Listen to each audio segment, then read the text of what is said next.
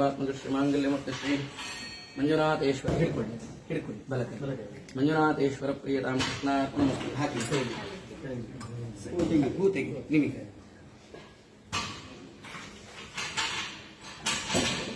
ಆಗಲಿ ಮೇಡಮ್. ವಿಶೇಷವಾಗಿ ಭಕ್ತಿ ಶ್ರದ್ಧೆಯಿಂದ ತುಳುನಾಡಿನ ಇಡೀ ದೈವಾರಾಧನೆಯನ್ನು ಮಂಗಳೂರಲ್ಲಿ ಮಾತ್ರ ಇತ್ತು, ಅದನ್ನು ಬೆಂಗಳೂರು ಮಾತ್ರ ಅಲ್ಲ, ಭಾರತ ಮಾತ್ರ ಅಲ್ಲ, ಇಡೀ ಪ್ರಪಂಚಕ್ಕೆ ಪಸರಿಸಿದಂತಹ ಒಂದು ದೊಡ್ಡ ಶ್ರೇಯ ನಿಮ್ಮ ಯಜಮಾನರಿಗೆ ಸಲ್ತದೆ. ಆ ಟೀಮಲ್ಲಿ ನೀವು ಸಹ ಇದ್ದೀರಿ. ಆದ್ದರಿಂದ ಈಶ್ವರ ದೇವರನ್ನು ಮಾತ್ರ ಪೂಜೆ ಮಾಡಿದ್ರೆ ಪ್ರಯೋಜನ ಇಲ್ಲ. ಪಾರ್ವತಿಯನ್ನು ಕೂಡ ಅರ್ಧನಾರೀಶ್ವರ ಅಂತ ಅವರಿಗೆ ಹೆಸರು.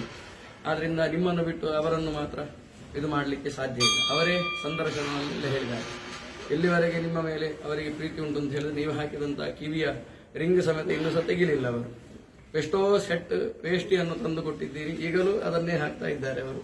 ಇದನ್ನೆಲ್ಲ ನಾವು ನೋಡಿದವರು, ನಾವು ಅವರಿಗೆ ಪ್ರೀತಿ ಕೊಟ್ಟಿದ್ದೇವೆ ಅಷ್ಟು.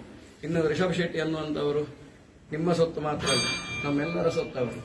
ಆದ್ರಿಂದ ಯಾಕೆ ಇಷ್ಟು ಅಭಿಮಾನ ಅಂತ ಹೇಳಿದ್ರೆ, ನಮ್ಮ ಸ್ವಾಮಿಯನ್ನು, ನಮ್ಮ ತಂದೆಯನ್ನು, ನಮ್ಮ ಗುಳಿಗನನ್ನು ಇಡೀ ಪ್ರಪಂಚಕ್ಕೆ ತೋರಿಸಿದಂತಹ ವ್ಯಕ್ತಿಯವರು.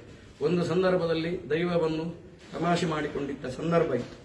ಇವತ್ತು ಅದೇ ದೈವವನ್ನು ಕಾಲಿನ ಪಾದರಕ್ಷೆ ತೆಗೆದು ಅವನನ್ನು ಥಿಯೇಟರ್ಲ್ಲಿ ನೋಡುವಂತಹ ಸ್ಥಿತಿಗೆ ತಂದದ್ದು ಅಂತ ಹೇಳಿದ್ರೆ ನಮ್ಮ ರಿಷಬ್ ಶೆಟ್ಟಿ ಅವರು. ಖಂಡಿತ ಒಳ್ಳೆ ಮಾತದು. ಆದ್ರಿಂದ ವಿಶೇಷವಾಗಿ ಆ ಸ್ಥಿತಪ್ರಜ್ಞತೆ, ಇಷ್ಟು ಒಂದು ಪ್ರಖ್ಯಾತಿ ಬಂದರೂ ಕೂಡ ಅಹಂಕಾರ ಅನ್ನುವಂಥದ್ದು ಇಲ್ಲದೆ ಮುಂಚಿನ ಕಾಲದಲ್ಲಿ ಹೇಗಿದ್ರು, 2-3 ವರ್ಷ ಮುಂಚೆ ರಿಷಬ್ ಶೆಟ್ಟರು ಹೇಗಿದ್ರು, ಈಗ ಸಹ ಹಾಗೆ ಇದ್ದಾರೆ. ನಿಮ್ಮ ಮಾವ ಅದಕ್ಕಿಂತ ಒಂದು ಹೆಜ್ಜೆ ಮುಂದೆ. ಎಷ್ಟು ಸಂತೋಷ ಆಯಿತು ಅಂತ ಕೇಳಿದ್ರೆ ಬೇರೆಯವರು ಎಕ್ಸೈಟ್ ಆಗ್ತಿದ್ರು, ಇವರು ಅಷ್ಟೇ ಸಂತೋಷ. ಎಲ್ಲಿವರೆಗೆ ಹೇಳಿದ್ರೆ ತುಂಬಾ ಸಂತೋಷ ಆದರೆ ಹಾರ್ಟ್ ಅಟ್ಯಾಕ್ ಬರ್ತದೆ ಅಂತ ಸಹ ಹೇಳಿದ್ದಾರೆ. ಇದು ಸ್ಥಿತಪ್ರಜ್ಞತೆ. ದೇವರು ಎಷ್ಟು ಸುಖ ಕೊಟ್ಟರು ನಾವು ಸ್ಥಿತಪ್ರಜ್ಞತೆಯಲ್ಲಿ ಇರುವಂತದ್ದು ದೊಡ್ಡ ವಿಷಯ. ಆದ್ರಿಂದ ನಾನು ಕೂಡ ವಿಶೇಷವಾಗಿ ಆ ಚಲನಚಿತ್ರವನ್ನು ನೋಡಿದ್ದೇನೆ.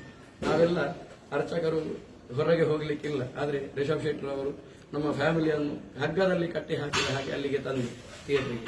ಅದರಿಂದ ಒಳ್ಳೆ